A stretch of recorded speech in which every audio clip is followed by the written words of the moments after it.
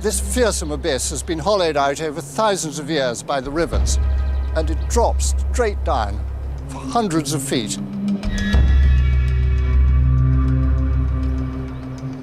It's still known in Turkish as Cehennem. That's Gehenna, or hell, in Muslim and Christian tradition. And it really would be hell now to try to get to the bottom.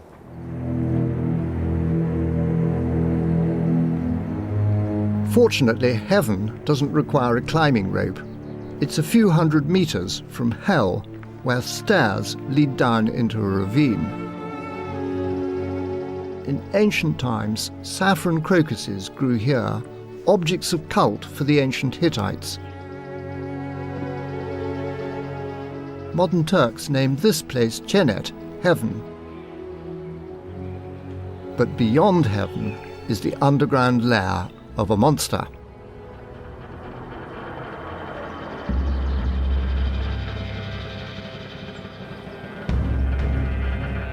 One of the stories we have of the Hittite snake monster is that at first it defeated the storm god Tahunta, then stole his eyes and heart, which it hid in a cave. In later Greek myth, Zeus too is defeated at first by the snaky monster in Greek Typhon, on Mount Cassius itself, we're told. And Typhon cuts away the god's sinews using an adamantine sickle, wraps them up in a bearskin, and conceals them in his lair, the Corycian cave. If we consider the story in its real context, we can understand for the first time how and when the story passed to the Greeks and then grew. Visible beyond the remains of this Christian church is the Corycian cave of the Greek myth.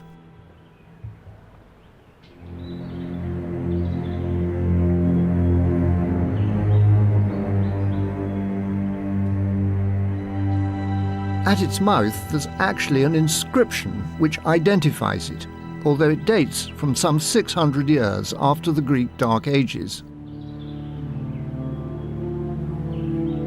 To protect it from damage, it has been concealed, and its location is known only to the cave's Turkish guardian, Ghazi.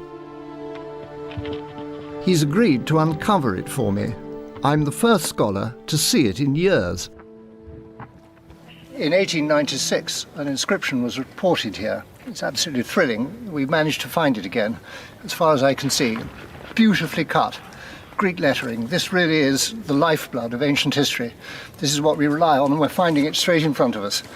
And it looks as though it's lines of verse by one Eupaphis, who is in the dells of and the cave. We'll have to wait till the lines are clearer. After a couple of hours of digging, all 4 lines of verse are revealed. Wary of going into the depths, Eupaphis wrote his verses and had them inscribed on this beautifully dressed stone. And what he tells us is so important for fixing its context. He tells us how I honoured and propitiated the gods Pan and Hermes. Now that's immensely important because in the story, precisely Pan and Hermes are the gods who rescue the stolen sinews of Zeus. So this is the cave, certainly, where it happened. And he calls it Ein Arimois, in Arima, a name which is going to be so important for our Greek travellers, but which also ties up with the Hittite place name here, Erima, on the map.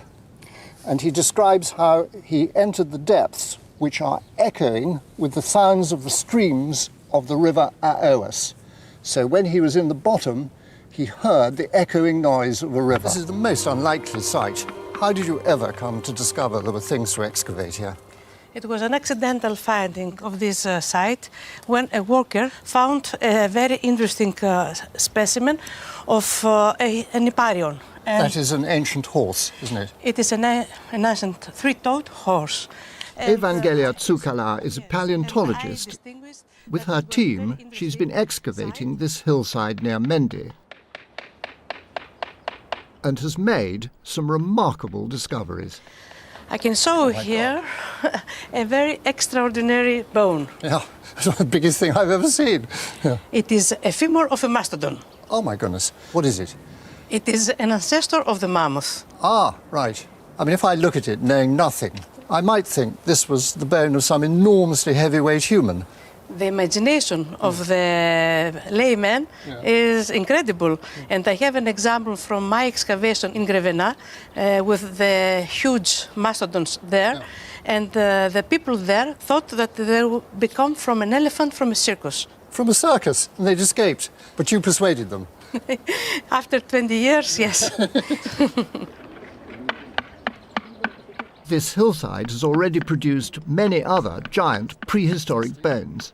They must have been a race of gigantic people. What I'm thinking is that the Greeks, the Euboeans, who had been out in Naples and had seen the shattered remains of the battlefield where the gods had zapped the giants with thunderbolts, I can now understand why they come up here and they think this is the camp, this is where the giants bred, where they lived. Once you see it, you can see what the Euboeans concluded. Those things are far bigger than me. They're proof. The poets knew. These are giants. And this is why the whole story is partly located here and partly located on the smouldering volcanoes in Italy. I think it was possibly here that a really important lesson was learned. Somewhere, one day, an inquisitive Euboean sat with a Phoenician and looked and listened while the Phoenician wrote out the letters of his script and described them. And the Greek adapted them and copied them down as letters still in use in the modern Greek alphabet: alpha, beta, gamma. Exactly the order which we know Phoenicians used for their own letters: aleph, bet, gamel. The Greek thought he needed signs for the vowel sounds he was hearing, so he added them, epsilon, iota, and so forth, making the fullest alphabet the one which is most easy to read. And it's that Greek alphabet that is the ancestor of all the alphabets we still use in the modern West.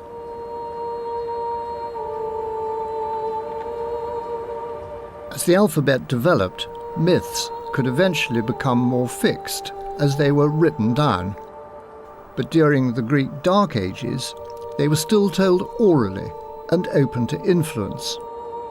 On Cyprus, we can follow this happening to the story of a local fertility goddess. Like other visitors to Amathus, Euboeans encountered her shrine. Her worship here dates as far back as the 2000s BC. Through contact with visitors from the Near East, she then took on a wilder sexual identity. And then, when the Greeks arrived, she became Aphrodite. Jacqueline Karagiorgis has spent her whole life studying the transformations of the goddess of love. When the Greeks came to the island in the 12th century BC, it seems they found the Oriental goddess and they adopted her because we don't know that they had any Aphrodite in their context. So a goddess of love and sex is in fact, for the Greeks, an introduction in the early Dark Ages. Yes, and it seems that the Greeks have changed her from her sexual aspect to the aspect of a goddess of love, of beauty. Beauty is a very Greek element. You're making this Greek Aphrodite sound as though she lived in Paris. She's sexy and all the rest of it. But Jacqueline, there are said to have been prostitutes here serving the cult of the goddess, at least by Christian sources. Do you believe that? Well, Herodotus said it was a ritual in Cyprus.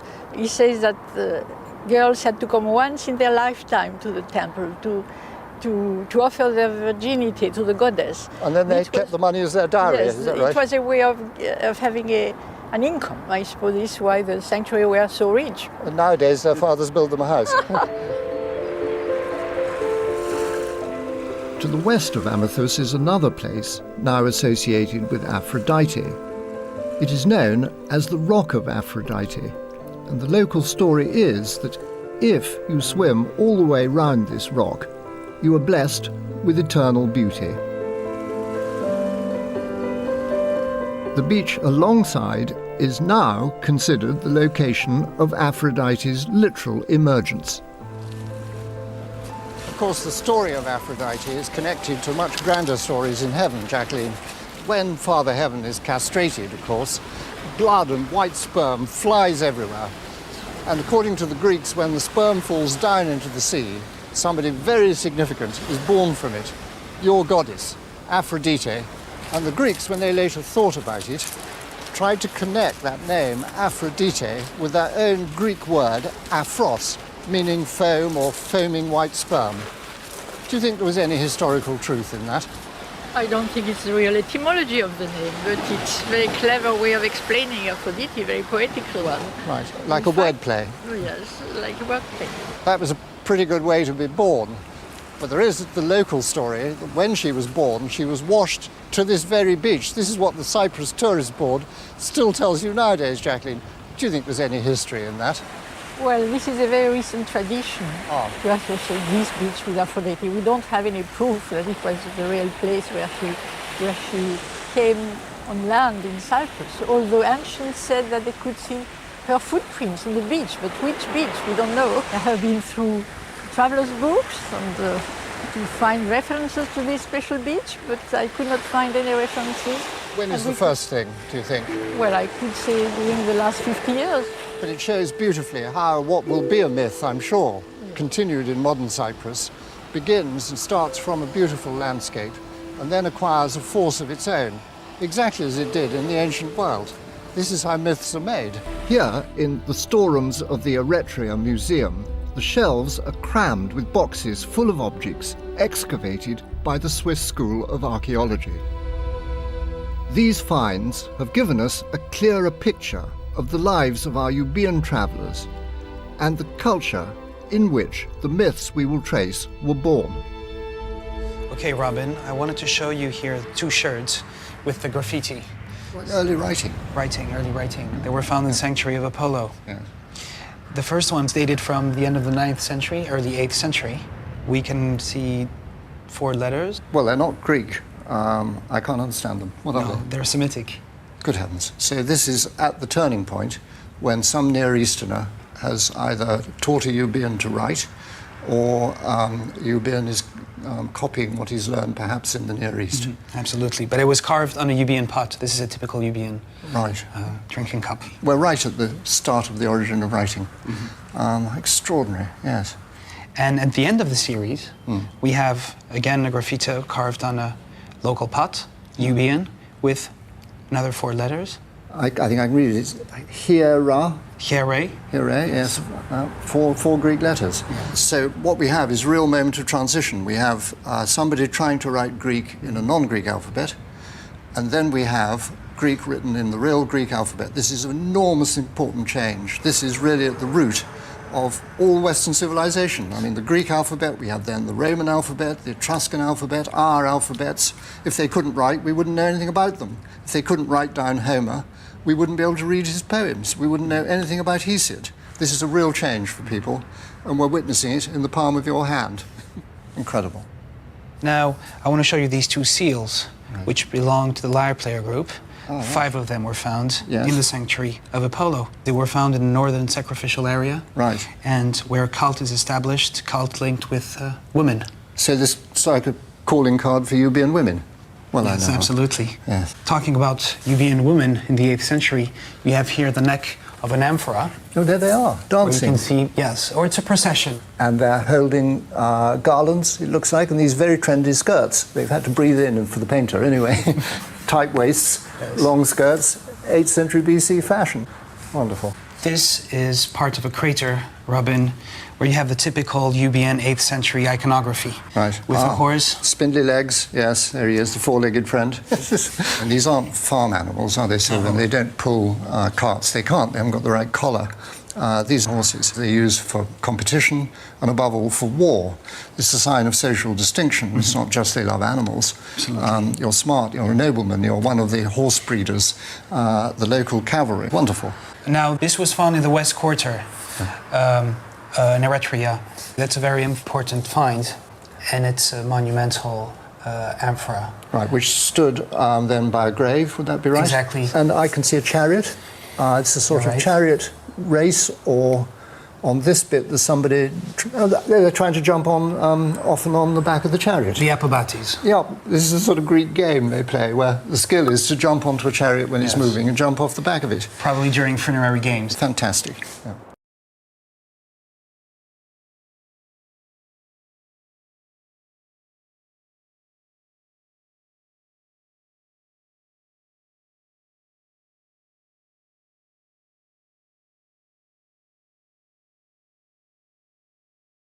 This fearsome abyss has been hollowed out over thousands of years by the rivers, and it drops straight down for hundreds of feet.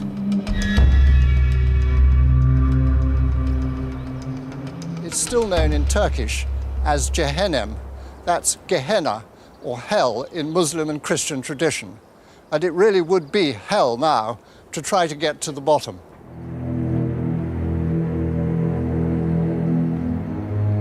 Fortunately, heaven doesn't require a climbing rope.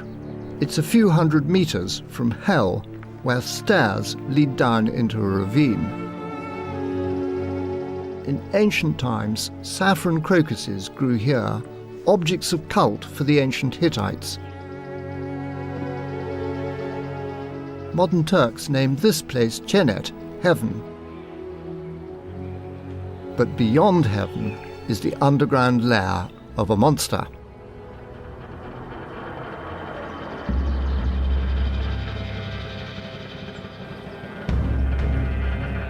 One of the stories we have of the Hittite snake monster is that at first it defeated the storm god Tahunta, then stole his eyes and heart, which it hid in a cave.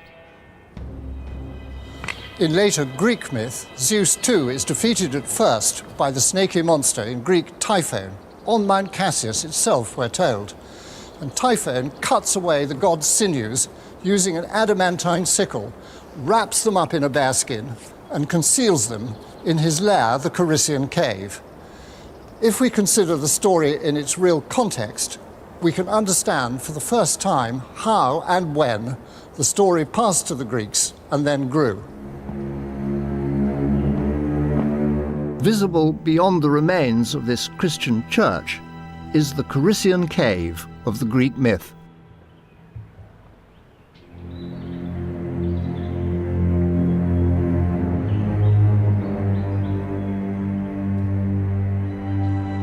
At its mouth, there's actually an inscription which identifies it, although it dates from some 600 years after the Greek Dark Ages.